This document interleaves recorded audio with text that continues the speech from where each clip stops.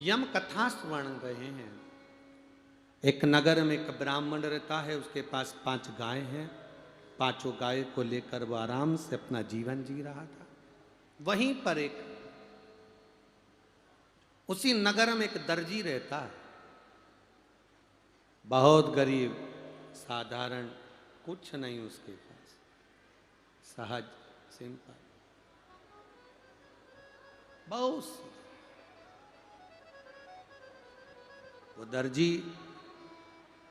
जिसके पास में धन नहीं, वैभव नहीं, कपड़े सीता, जो धन मिलता उससे अपना गुजारा करता। यमराज कर रहे हैं, सुनो नचिकेता। मार्ग में चलते चलते एक राजा का सैनिक निकल कर जा रहा था, रथ को तेज दौड़ते हुए जा रहा था।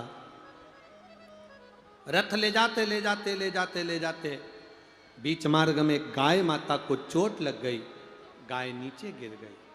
नचिकेता, जब गाय नीचे गिरी, गौ माता के गिरने पर नजदीक में बहुत से लोग देख रहे थे, कोई नहीं आया। तब एक दर्जी आया।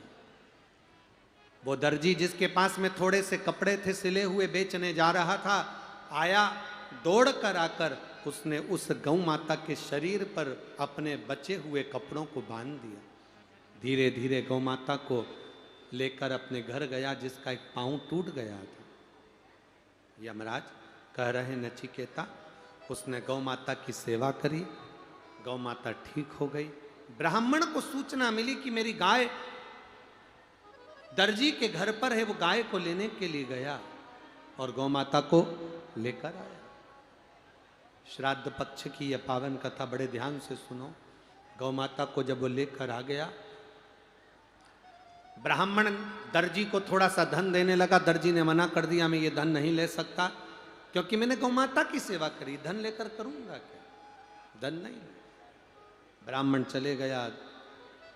समय के बाद दर्जी ने कपड़े सिलकर दूसरे नगर में बेचने जाने लगा। वहीं पर दर्जी के प्राण छूट गए। घर में धर्म पत्नी और बेटे को मालूम पड़ा कि पति मर गया, पिता चले गए। दोनों रोने लगे, रुदन आ गया। समय निकलता गया, दोनों रो रहे, समय निकल। एक दिन पत्नी मन में विचार कर थोड़े से कपड़े लेकर बेचने के लिए गई। नदी के तट पर बैठी थी, आंख से आंसू बह रहे थे। जिस गौ माता की उसने सेवा करी थी, वो गाय उसके पास में खड़ी हो गई और गौ माता खड़ी होकर देख रही है। पत्नी को याद आया कि मेरे पति भी एक गाय को लेकर आए थे, मुझे लगता है वही गाय है। मेरा पति चले गया, हे गौ माता, अब मैं करूं तो करूं क्या? गाय में से एक देवी प्रकट हुई। देवी प्रकट होकर उसी समय पर उस दर्जी की पत्नी से कहने लगी, तुम क्यों रोती हो? तुमने मेरी सेवा करी थी, मेरा पांव टूट गया था, सेवा करी थी, उसका फल तुमने कुछ नहीं लिया। आज मैं तुम्हें देना चाहती हूं, मांगो, तुम्हें क्या चाहिए मांगो। इतने में उस दर्जी की पत्नी ने कहा, अगर कुछ देना चाहते हो तो मेरा सौभाग्य, मेरा पति, मेरा सुहाग मुझे वापस दे दो, बस इससे ज्यादा मुझे कुछ नहीं चाहिए। मेरा पति मुझे दे दो। गौ माता ने अपने उदर से यम का स्मरण कर कर पति को दिया।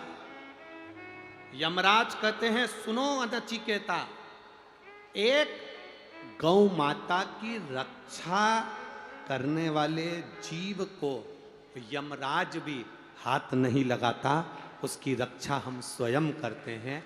इसलिए नचिकेता, तुम्हारे प्राणों को हम नहीं हरेंगे, तुम्हारे प्राणों को हम नहीं लेंगे। हम तुम्हें आनंद के साथ में गौ सेवा के भाव से मुक्त करते हैं। सेवा का फल क्या होता है, सेवा का आनंद क्या होता है, ये शिव तत्व ही जानते। महाराज समय